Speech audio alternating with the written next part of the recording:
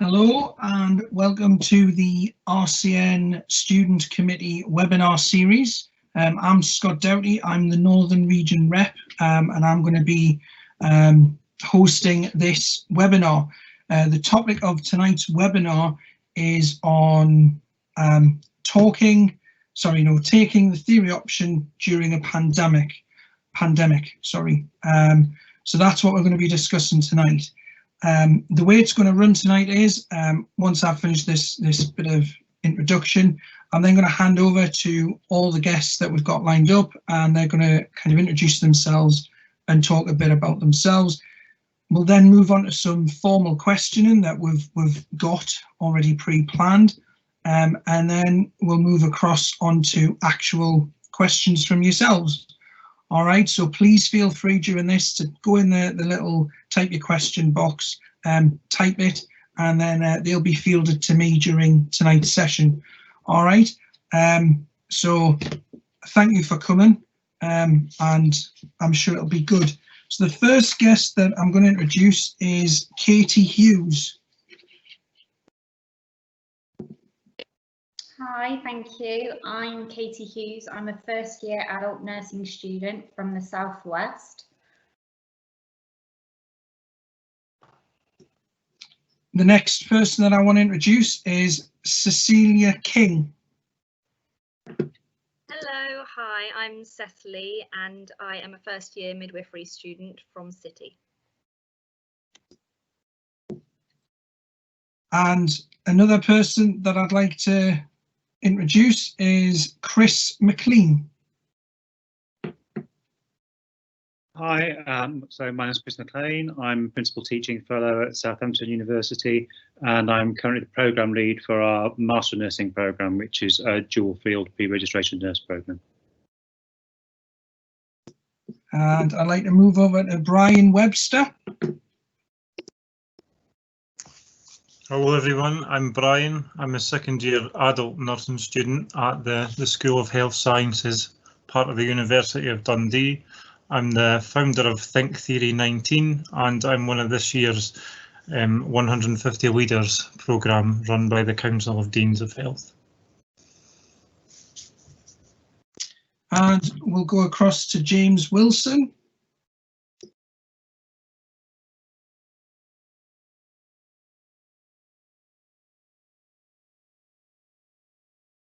If you could just unmute, please, James. There we go, rookie error from James right away. Good evening, everybody. My name is James Wilson. I'm also Principal Teaching Fellow at the University of Southampton School of Health Sciences. By background, I'm a registered mental health nurse and had the pleasure of working in a numerous number of areas over the years, including older persons, mental health, dementia, etc. It's a great pleasure to be here, folks. Okay, so thank you very much to our guests. All right, we've got a varied field here. Okay, so again, this is the first of two webinars on this topic. So this one's going to be very opinion based. Okay, so you're not going to get to know about the ins and outs, for instance, with the NMC and Health Education England, but you're going to get a good mix of opinion based on the theory option. All right, so let's start with our questions. The first question is to all of the guests, all right, and it's a quick fire question, just so we can test the waters a little bit. What is your take on the option of staying on a theory-only route during the pandemic?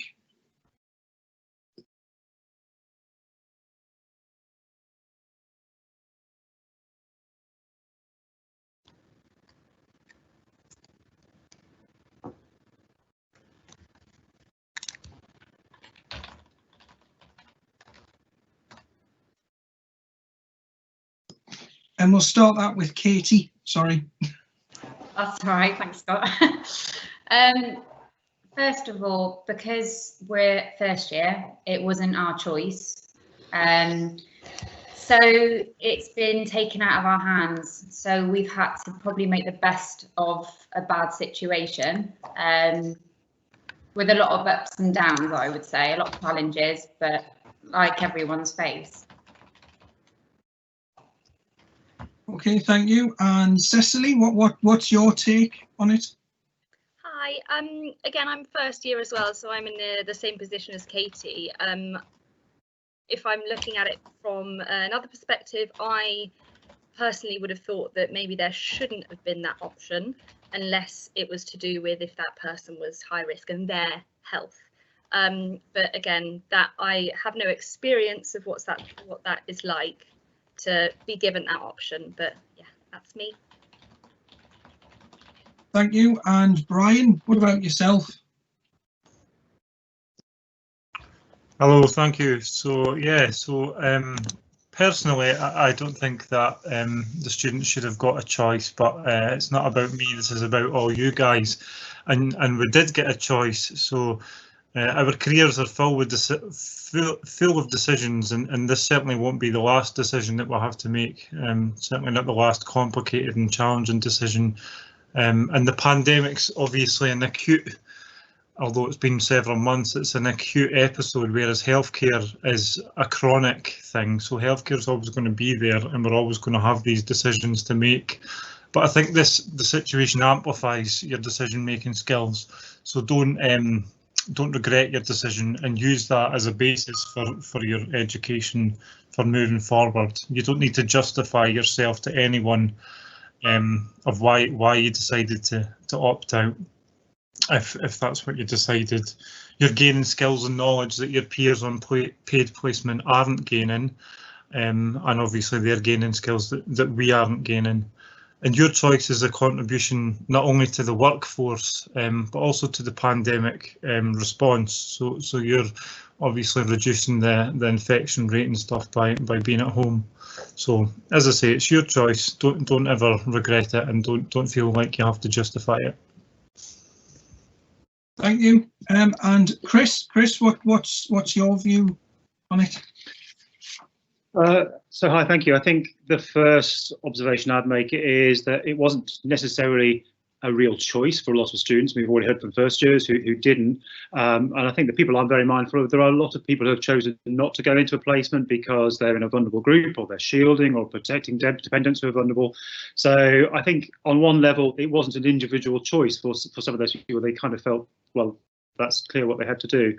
But those issues aside, I think it did need to be a choice to all students whether to opt in or out. I'm fairly clear that it had to be. My sense is that the debate and the choice has been framed completely inappropriately in many ways. It's a choice about how students choose to see that, to navigate their path through their professional preparation. There were two routes to do that, one going into placement and one not going into placement at this time, and both had advantages and disadvantages, but our focus needs to be on students' choice as students in a programme's professional registration to do it the way that was right for them. Exactly, thank you. And finally, James, the same question to you. Thank you. I think also, I can only echo what colleagues have said, but I think as always with threat comes opportunity. It's been enforced, it's been unwelcome, it's demanded a culture change, which will have effects long after Madam Corona has disappeared off somewhere else. It's demanded an immediate rethink as well about how we deliver our education provision, and as I said, it will have effects long after this particular period of time, which I guess can only be welcomed. Thank you. So thank you all of you for that brief, kind of very quick overview on your thoughts. So I'm going to move on to more of the opinion from students now. All right, so I'm going to ask Katie, Cecily, and well, we did have another guest, Lily, but she's having tech problems. So my co-host Jess is going to read off what Lily's sent in. So do you just want to kind of talk a bit about kind of how you feel about what's gone on and how it's affected you through through the first year of your training, the second year of your training, and third year? So we'll go to Katie first. Okay, well, currently we should be on elective placement, which is quite sad because obviously I'm not. But the uni have been brilliant. So we were coming up to our week of assessment where we had our OSCEs, our anatomy and physiology exam. We had a big assignment that was due in. The anatomy and physiology exam, they turned into a workbook, which was good because, you know, some people don't cope well with exams. So that could be seen as a positive. Then our OSCEs, that got turned into an exam. That got turned into an assignment. And some people really excel on practical. So those people that would have excelled maybe at that probably felt, you know, having another assignment is not what they would have wanted. But the uni had no other option. We've had support in regards to team meetings. Every assessment that was changed, a Teams meeting was set up, and we were given that guidance. We were given 2-week extensions if needed, just due to COVID-19 and the stress that it puts on people, especially if you've got young families. And we were also given support from our personal tutors if needed. You know, they've been on email. So it's been positive that way. The only worry I have is we've had such a long time out of placement. And as a first year, obviously we have to make up those hours at some point with the NMC. But as a first year, it's the core for your basics. And I worry that being out of placement, coming back into September, it's such a long time out. I just worry that I'm not going to keep that confidence there. That's great, thank you. And what about you, Cecily? What's your view on it? Thank you, Katie, for that. It's really tricky because I really understand that we're all just human beings trying to navigate this situation that we've not navigated before, and it's very unlucky that us as first year midwifery students, you know, this happened on our year. I did speak to some of my cohort because I didn't want to just give my personal opinion, because I have found this experience relatively easy because of the situation I am in with my family, etc., etc. So I've been lucky in that sense. A lot of people feel like we've really been left to our own devices. Oh. Change. Oh. Oh, screen's changing. That's not me. I'll just carry on speaking. Yeah, a lot of people feel like they've been left to their own devices. We've had lots and lots of emails not saying much. It's been like, oh, we don't know yet, which I totally understand. Keep us updated. But I think we would really rather you update us in a month's time with solid information about what's going on. For example, we didn't get an email until today about not going back to placement when we were meant to be starting placement again next week. It's been really, really tricky because as a midwife, that all you really want to be doing, and I'm sure as a nurse, you want to be with people and you want to be helping people and you want to be hands-on. And for me, I chose my university because it was 60% practical, and I'm dyslexic, and theory, although I can do it and, you know, get it done for want of a better expression, is hard. They have been lenient with exams. For example, we were meant to have an hour exam that was meant to be closed book. They turned it into a 4-day exam that was open book, which, again, I don't know how much I learnt from that because I had all of the resources there. And I understand that it's my responsibility to then always keep learning. But I found it very hard at the moment, motivationally. We've had hardly any live sessions. I think we've had about 5 this term. Lots of recorded lectures, which again is brilliant in one aspect. You can view them anytime you want, but momentum is hard, definitely, to keep up. Sorry, I've just got some notes, so I keep looking over here. We did have a 20-minute phone call from our university, though unfortunately that did feel like a little it didn't feel like we were being listened to. It's very much like, enjoy the sun, don't worry, relax, it's okay. And you know, you're there thinking, I've not done this module, I've not done this aspect, I'm going to forget how to take blood, I'm going to forget how to do this. And I understand that at some point we will get back to that, but it's really hard because you're missing the whole thing you came to university to do, and it's out of everyone's hands. But I feel like from my perspective and a lot of my colleagues' perspective, we've really been left to our own devices, and it's not been a good experience. Sorry to be Debbie Downer.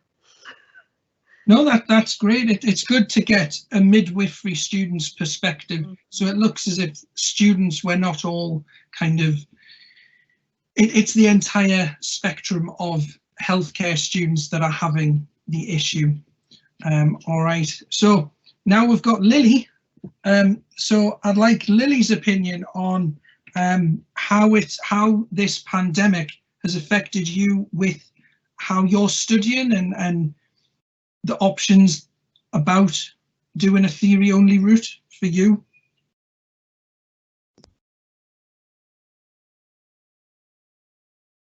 If you can unmute, please, Lily.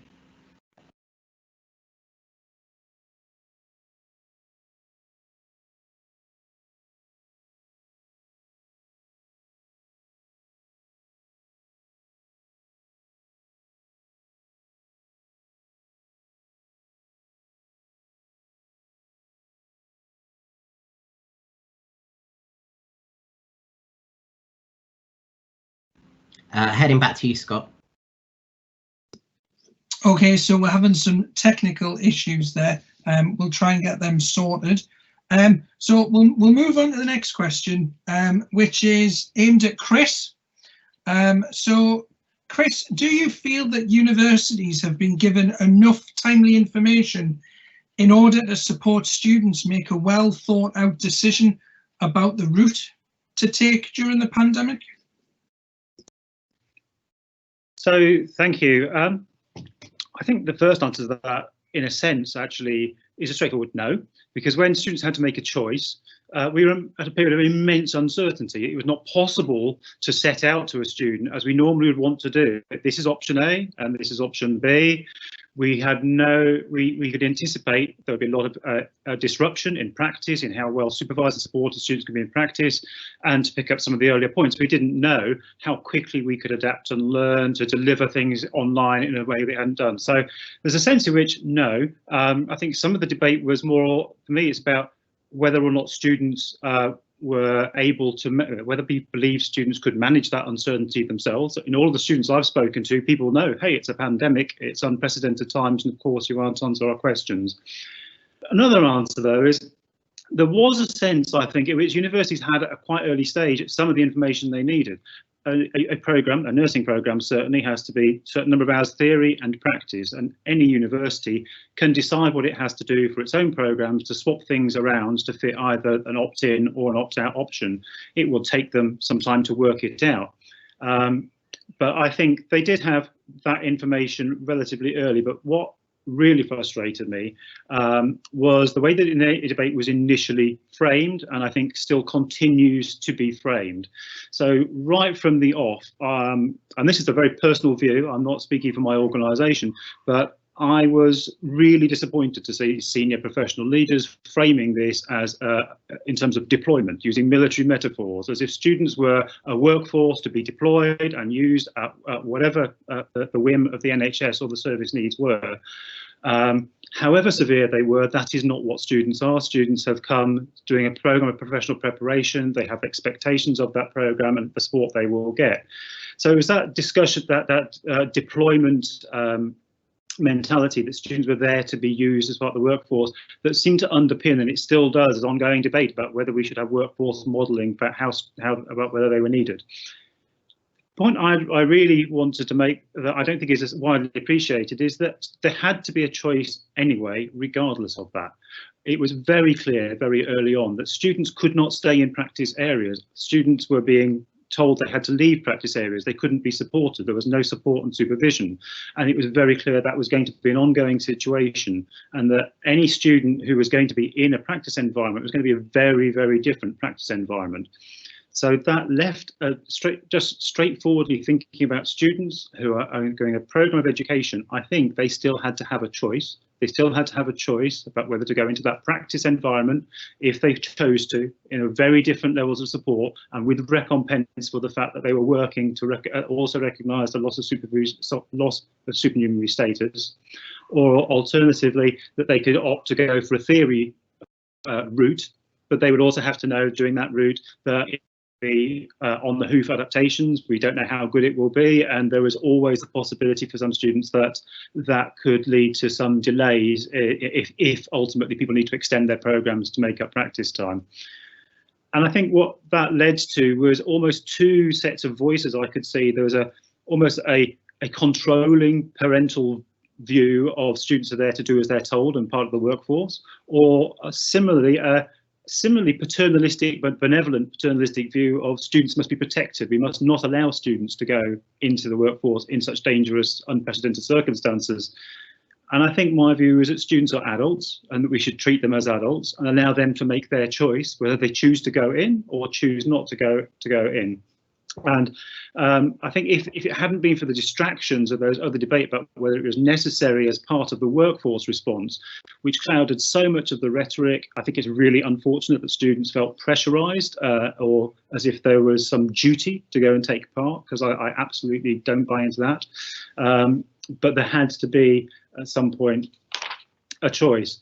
I suppose after that, whether a university had enough information once the initial decisions were made, an announcement from the NMC and Health Education England, I think universities had the information they needed to make decisions as best they could, although events have unfolded. For example, we're now seeing severe placement constraints, and practice areas are struggling to accommodate students, and that's having to affect the students who are opting in. I'm also seeing we're continuing to have to work out what an opt-out option might look like as we anticipate how long disruption may look for. So there's a sense, I think, in which we will all do what we possibly can to give certainty to our students about what their own programme should look like. I've probably said quite enough, so I'll wrap up and pick anything else up in questions afterwards. Thank you very much, Chris. So we're going to move on to Brian. So Brian, what advice would you give to a student who has decided to do theory only?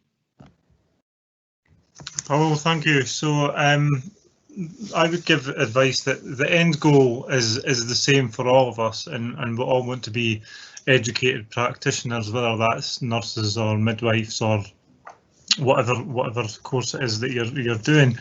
And as student leaders, and obviously the professional leaders, we won't let any of the choices, so the paid placement students or the theory students, we won't let anybody be left behind, and we'll be here to voice your experiences and your concerns. But do stay focused and don't lose the choices of why you wanted to study the course that you're doing. And it is obviously a scary pandemic, but it won't be here forever. But nurses and midwives will be, so try to remember that. It's through a spanner in the works, and this obviously happens all the time in healthcare. So think about the skills that you'll gain, such as adaptability, innovation, and you're going to need all these skills that you'll be practicing at the minute if you're at home juggling other commitments. Something that my 150 leaders coach, Dr. Heather Bain from RGU, suggests is that this is a great time for us to be collaborating and connecting with one another, finding out what we're doing, how we're managing this, and sharing our practices. So do support one another. and don't support just the people on theory. We don't want to divide. We don't want an us and a them. We want teamwork, and we want collaboration. And you could learn from your peers that are on placement, just as they could learn from you about how you've coped with being at home studying and such. If you are feeling negative about your choice, try to remember that you're not alone. There's hundreds, if not thousands, who have chosen the same option as you. And we're one profession. We need each other during this, so don't suffer alone. And then at the end of it, when we are about to graduate and look for jobs, use your choice to sell yourself. This opportunity is giving you the choice to expand your flexibility, your time management, your adaptation, your innovation, your prioritising. So use all that, and don't let your choice of opting for theory make you any less of a student. That's me. Thank you, Brian. I think the other thing, though, just adding my personal bit into that, is kind of we've built resilience, and that is a key thing with nursing and midwifery. And I think everybody who has opted out or chosen theory-only practice, we need to remember that we are very resilient people, just like those that have went out onto practice. So thank you for that, Brian. The next question is to James. Do you have any concerns for students who have chosen the theory-only route?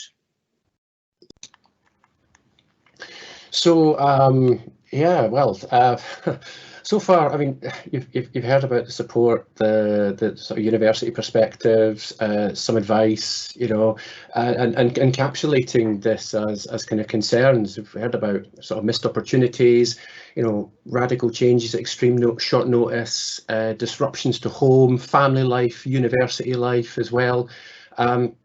Also the disquiet around this idea of you know, keeping our confidence up whilst out of clinical practice. And I certainly do want to be talking about that. It's clear as well that student support across the patch has been different for many different people. The experience has been very individual, and everybody has their own narratives throughout this particular period of time. Of course, you know, as Chris mentioned, the militaristic speech of student deployment, as it were, into clinical practice, and you know, the pressures of signing off your hours, gaining your assessment whilst having a student status and being on a paid contract. It kind of is a difficult thing to get around our heads sometimes, and where do we sit as being a student or a paid member of staff? We've nothing in history to go on here, so there is a sense of being all in this together. I've never felt a kind of a them and us in amongst all of this. And the question you posed me, really, which was about the word concerns, which again kind of problematizes the issue if we're not careful. And again, yes, we could reel off a whole issue or a list of problems, but again, without trying to create a pessimistic sort of viewpoint in an already challenging situation, I think how we would actually kind of reframe it by saying that learning still happens. You know, we are all continuing, even through this time, to continue to learn, whether there's a theory-only component to this or whether there's a hefty sort of practice component. Learning is still happening, and certainly as we go through in the months ahead, when our programmes will naturally have to be radically kind of looked at in amongst this for its delivery, then our understanding of what is the difference between, you know, complicated and working with the complex, whilst gaining the kind of more theoretical knowledge in amongst this, will paint a programme which is much more akin to the kind of medical training that we understand, where they front load a lot more theory, which gives a sense of again an embedding of knowledge, rather than the other side of it, which is the learn by doing and doing it on the job. So the experience will be different. And I think that's what I think the element has to be kind of focused on, rather than it being as a concern. Again, we are beholden to the NMC's standards for education to produce a programme of education which gives a foundation for all student nurses to be able to be, you know, fit for purpose, fit for the practice at the end of the 3-4 years. And where it kind of leads me, just to conclude, I guess, is you know, it's almost going to be like the famous words of the Eric Markham in that brilliant sketch, where I'm playing all the right notes but not necessarily in the right order. So they will get plenty of opportunities for skills, knowledge and attitude development. It'll just be different.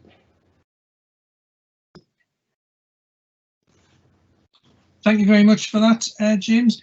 Right, so I'm now going to move over to Lily, and I'm going to have 2 questions for Lily, because obviously we had some tech issues with Lily. So the first question I want to ask Lily is, moving forward, do you think there will be changes to health checks for nursing students of the future, and if so, why or why not? Yeah. Hi Scott, sorry about the technical issues earlier. I hope you can hear me fine now. So I had to think about that question really, because I think I kind of I saw it as 2 sort of angles to it, because do I think there will be a change in the health checks? I think there will have to be, to sort of reflect what's happening now and what we're going through. And I mean, we could see that question sort of in a literal sense and think we already have a thorough check that we go through before you know, progressing towards our course, which is, you know, checking our immunisations and vaccinations and things. And obviously going forward it will probably have to change to reflect, you know, the immunity tests or future vaccines, or, you know, who knows what will be taking place before September, and what will be ready and reliable by then. But also at the same time, I was looking at sort of the, you know, in terms of people that are shielding and people that have got healthcare, as in a health underlying health conditions, that are staying at home at the moment in England. And statistics show that there's about 2.2 million people altogether shielding, and, you know, and that's about I think that's around 1.2 million that are between the ages of 19 and 66, which will include obviously student nurses within that, or even family members of healthcare professionals. And one of the reasons why some of my friends have decided to take the theory route is because they've got family members that are shielding, whether it be you know, their children, their partners, their, you know, family members. For me personally, it was my daughter who's got a health condition. She's got an underlying condition. And so I had to, 2 weeks into my management placement, I've had to take the route of once our university, you know, sort of let us know our options, I had to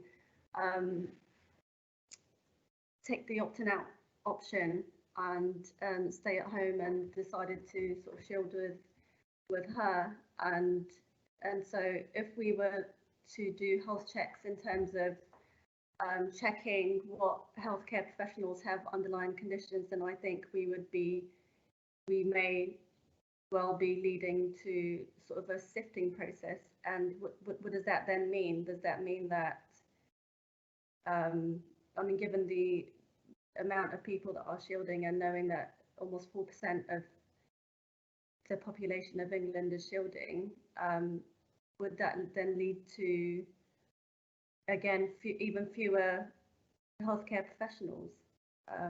Would that sort of risk us again losing numbers within the nursing or other healthcare roles. And that's sort of like what I thought of the question, but you know, you might have something to add to it, or might sort of want to discuss it in a different light. But yeah, that's what I had in mind.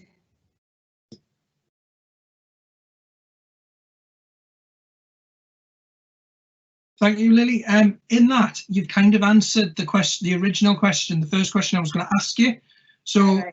if it's all right with you, what I'll do is I'll not ask that question because you've kind of answered it. So thank you for them questions. We're now going to kind of move over now to the actual live question and answer. All right, so I have to apologise because I have to look at my phone because the questions are being sent to me on my phone. All right. But before I ask the question, I've got a comment that I'm going to read out that came from somebody called Georgie.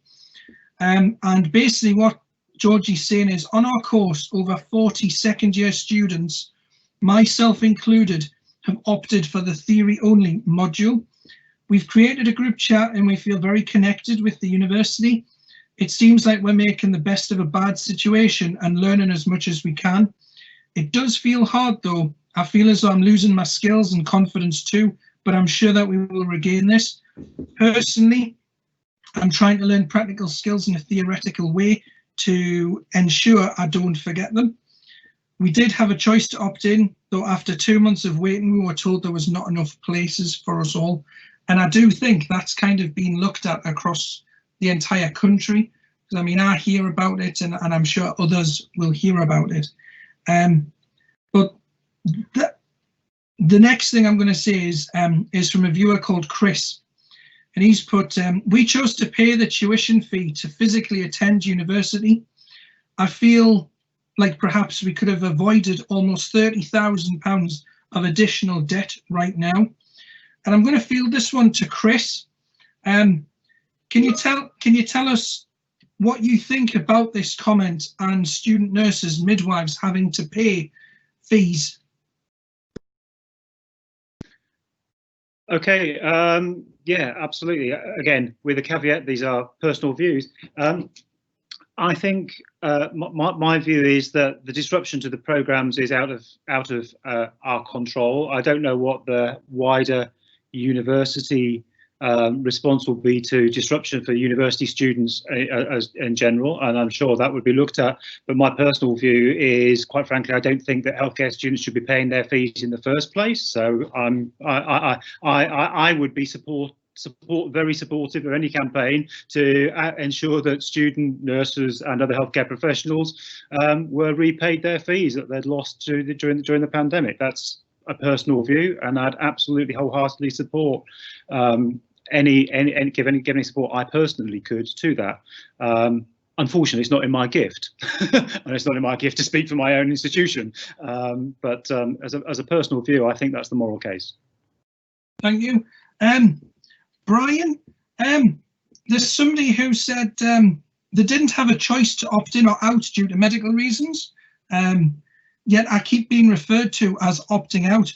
I feel sidelined and overlooked within a minority. What would you say to that person in that situation? So thank you. So I think I responded on the question and answers to the student, just to say that to try not think of them as opting out, and obviously they had to follow. Sorry, did you say they were shielding? Yeah. Yeah, so they had to follow government health guidelines, so they shouldn't be penalised. They shouldn't feel bad about that. They were following the government healthcare advice. If your doctor told you to take X, Y, and Z tablets, you surely wouldn't ignore that. So they need to be confident in what they're doing, and they shouldn't need to justify that to anybody. That's a really good point. I mean, I'm shielding. And I totally get where this person's coming from, because I feel the same way as that individual does. I'm just finding the next question. Oh, there we go. So this one's for Katie. As we believe you're also a student parent, is that right? I am. Right, marvellous. So somebody's put, I feel overwhelmed with work. They're a second year student.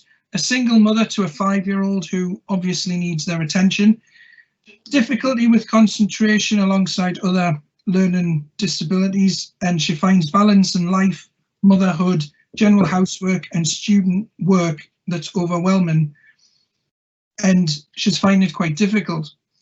Without being in the environment, I find myself vastly loosening intelligence, contemplating how much she wants to be a nurse. What would you say to that person? It is so hard, and you know what? There's probably not any advice I can give, but the fact that I feel the same way. And somebody said something to me, and it's so true, and it's everyone keeps saying we're in the same boat, but we're not. We're in all different boats riding the same ocean. Mm-hmm. And we need to support each other. I don't know if she's got many friends in her nursing cohort. If she has, reach out to them, ask if they can do Teams meetings maybe, and get some face-to-face learning with each other, talk to each other. That's my only advice. That's what I've done with my girls from uni, and it has really, really helped me. Good, thank you. A question for you, Cecily. Are you concerned about making sure you get your required 40 births? Hi. I'm not gonna lie, that hasn't. I'm so concerned about so many things, about just ticking off some of the first year MPAD things. I understand from what I've heard on placement that the midwives very much support you to get those 40 births, and that if that needs to carry on, if you need to then carry on after the course is technically finished to get those 40 births. This is just what I've heard from midwives. So yes, I am, but it sort of comes about here in my worry list, and there are other sort of more pressing worries. Sorry, that's not very helpful, but no, it's good to get the view from a first year midwife student. I mean, you know, it's very similar to what every other nursing student and probably midwifery student in our position is going through.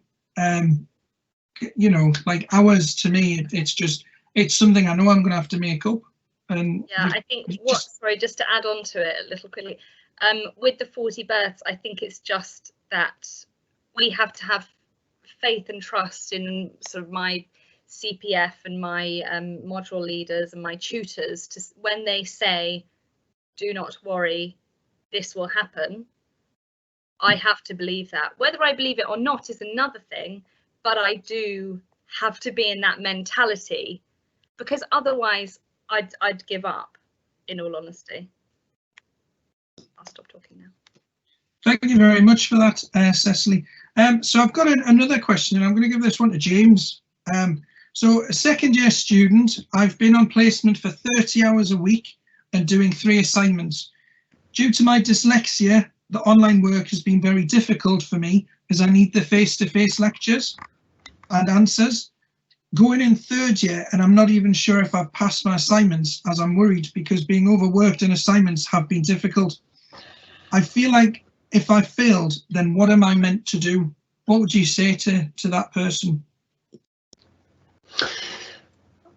I think there's a number of true concerns which the individual has brought up. I mean, certainly the move to mostly online learning, which has happened again across the patch, has required a wholesale change in the way in which we engage with a programme of learning. And that's meant, of course, aspects of social isolation, impact on self-motivation, increased requirement for time management skills. And we know that as much as online learning has, you know, a certain theoretical underpinning in education, we know that it misses out a large part of, or two main parts, one of which is obviously the clinical practice kind of learning component of it, but also just that sort of in the classroom, that unwritten curriculum that we so desire, and what we kind of all signed up for. In relation to again, there was the added element there I think we mentioned about learning differences and engaging with material in that way, and I can't necessarily give an individual response, because again I recognise that across each university they're reacting to it differently, and again I can speak from our own sort of place that we have a lot more individual kind of contact with students, and I've just been seeing on the sort of Q&A chat as well there that some areas have been left for long periods of time without communication, and I'm quite saddened by that as well. So certainly, because part of the role modelling of nursing, of course, from our perspective as tutors and amongst all of this, is to, as I say, provide that role modelling, but equally work to have the student support as paramount, as first priority in amongst all of this. And I know that's not necessarily individual advice for your student, but it is certainly a desire to support people along the way. Thank you for that, James. And you're right. You know, there's been everybody's got lots of individual problems, and as universities, I mean, I can speak from my own university. I think the support's been great. You know, they've got to look at everybody on an individual basis and go from there. So no, thank you. The next question I've got is for Chris, and it's more in the role from being programme leader. And it is, I fear that this situation may bring out the worst in placement mentorships if universities do not clearly demonstrate course pathways to the placement providers. What's your thoughts on that? Okay, so as I understand that, it's about concerns about how students are being supported or perhaps not supported in practice environments. And I mean, I have conversations with colleagues about that daily, because it is an incredibly challenging environment at the moment, and I think that's just got to be acknowledged as a part of the picture. That services have been massively reconfigured, the amount of staff, there's areas with very few patients or service users in some services, and students are fighting for the attention of the staff or those patients, again, in some areas. So it's a very, very challenging environment, and our ability to support students is further challenged by the fact that students aren't necessarily in trusts, that we have local relationships with students from any university, can be anywhere in the country. So in terms of the advice, I mean, I think the first things I'd say to any student who's having those difficulties is contact the support you have for your own university. I think there's a lot that students can do with support, with mentorship, with coaching, with supervision to help them challenge, particularly if it sounds as though this is inappropriate behaviours or really unsupportive care. And they should be doing everything they can to get that support. It can ultimately be very difficult for universities to do a huge amount, because we just don't have the relationships and the networks and communication pathways. So students could come to us, and I think ultimately that might be discussions about whether you have to be moved to a different placement area or choose to go to a theory option if you're in a placement. But I think it's the other thing I'd say to students is that is very, very common, and we are not unaware of it. We are not unaware that students who are can be having a really difficult time. I'm trying to remember whether I've answered all elements of the questions. You may want to prompt me if there's anything else I've missed. Well, no, thank you. But I do have another question, which is kind of like something that I was going to ask. Do you think that there is any possibility that the law will change in the coming months around that horrendous figure that we all don't like, of the 2,300 practice hours? Do you think that's going to be reduced? Is there any push from that? from educator leadership? So if that's coming to me, I was actually checking my emails tonight. On the 23rd of March, Matt Hancock made his announcement about student nurses, and that night at 1 o'clock in the morning, I was emailing the NMC to say the most important thing they had to do was to lobby Europe to get the EU directives changed. I personally believe there is no more important question facing nurse education to help all of us out of this mess than the immediate suspension of the EU directives, and that just asking them to give the NMC as the member state the power to make their own sensible decisions about hours, because to plan for the missed hours that students have, to plan for the fact that they're doing hours for the sake of hours in many cases at the moment and not getting valuable learning. It's, I think, hugely important. I'm taking every opportunity in every forum I can to push everybody to do that, because I know the NMC have raised it within government. I doubt that's a priority in Whitehall, given what they were dealing with at the end of March. And every professional body needs to be taking every opportunity to lobby Europe to get those directives suspended. But I don't know whether that's happening. Thank you for that. Lily, a question for you. How do you feel about potentially not being able to graduate at the same time as the rest of your cohort? Well, I think I'll be lying if I said that I feel fine about it because, you know, just a couple of days ago I was getting text messages from my buddies saying that they're on their last couple of shifts before they're you know, they're getting signed off. So obviously there is going to be an element of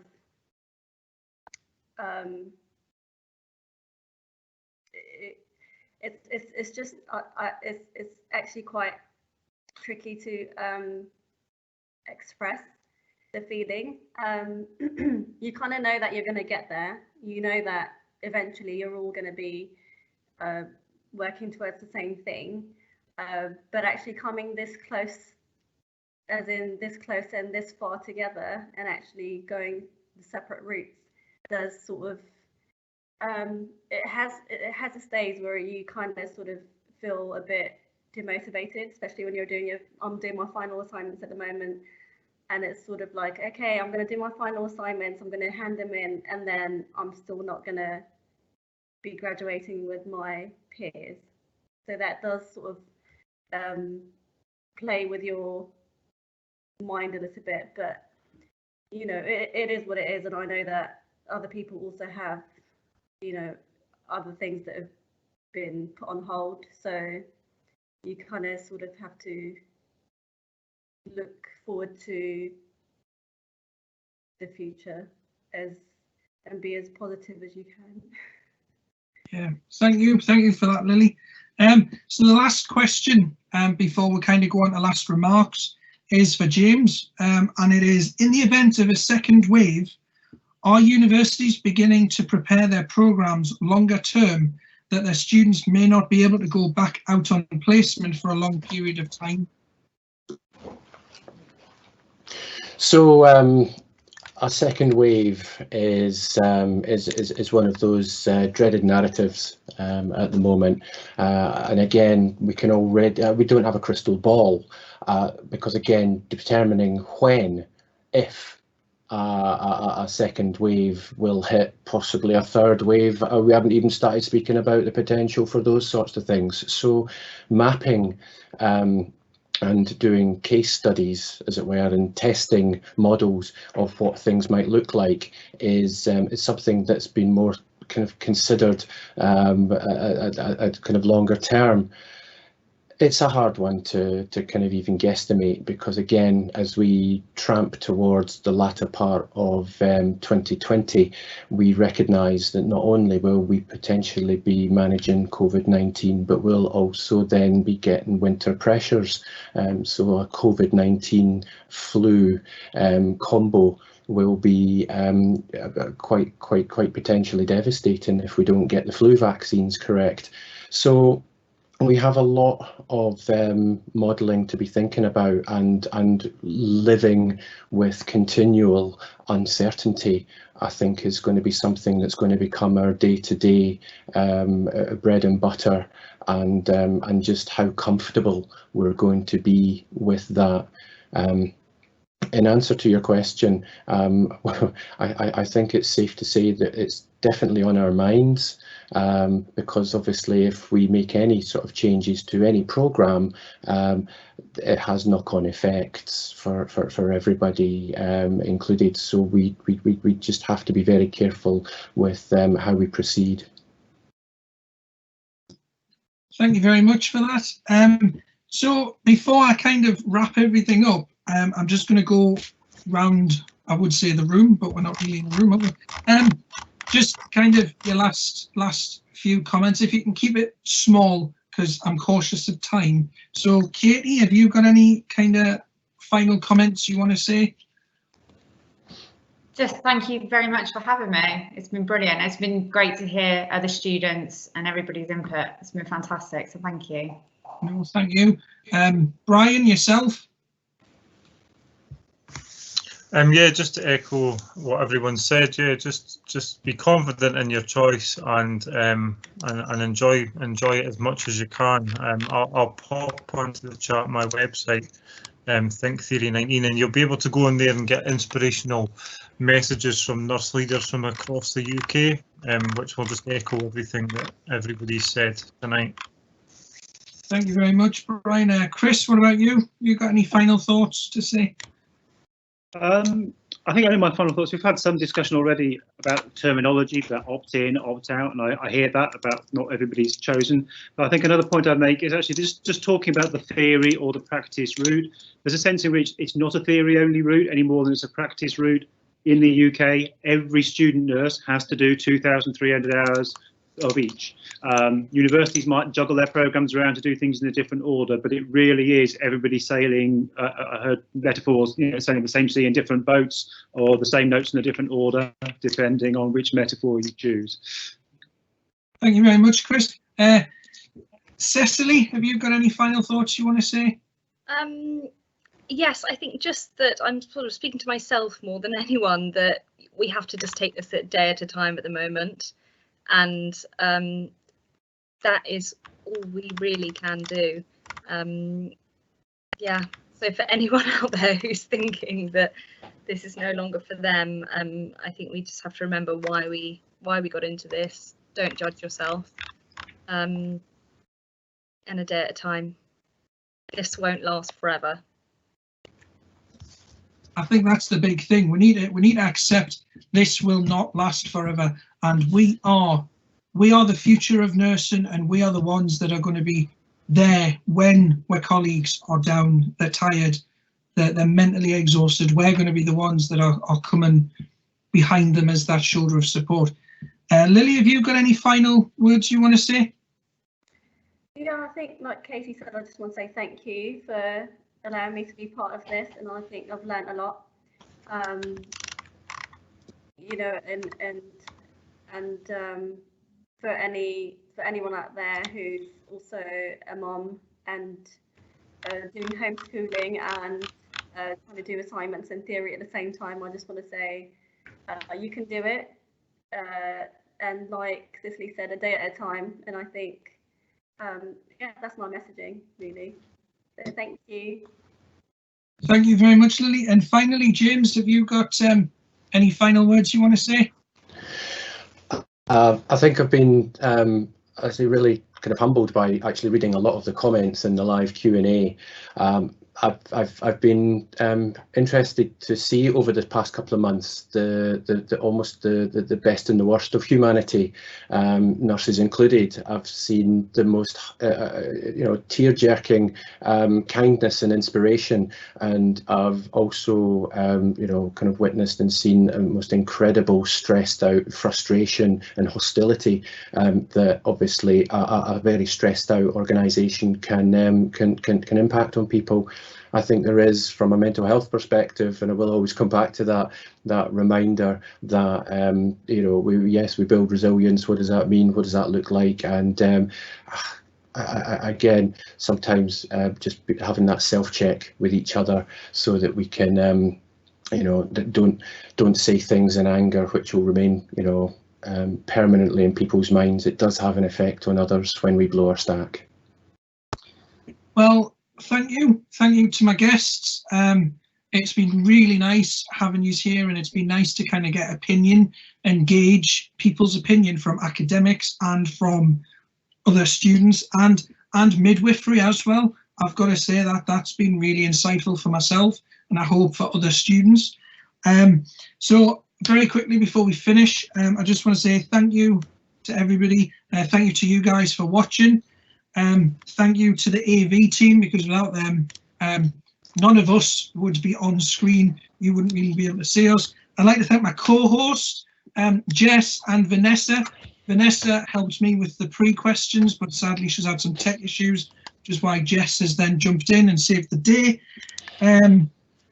This recording will go on our YouTube channel once it's up and running.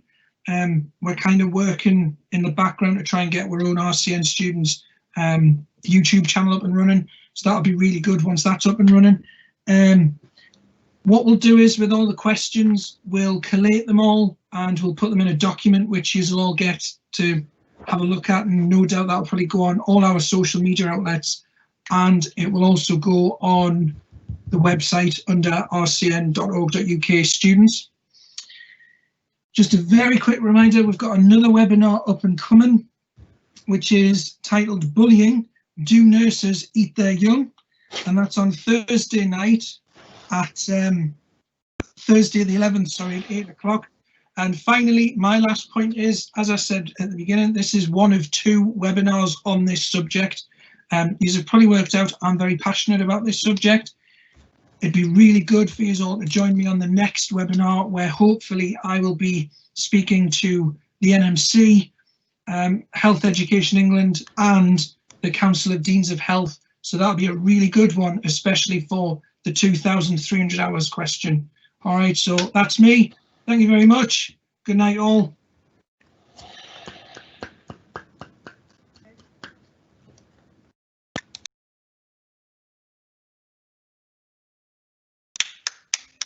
And we're off air. Thank God for that.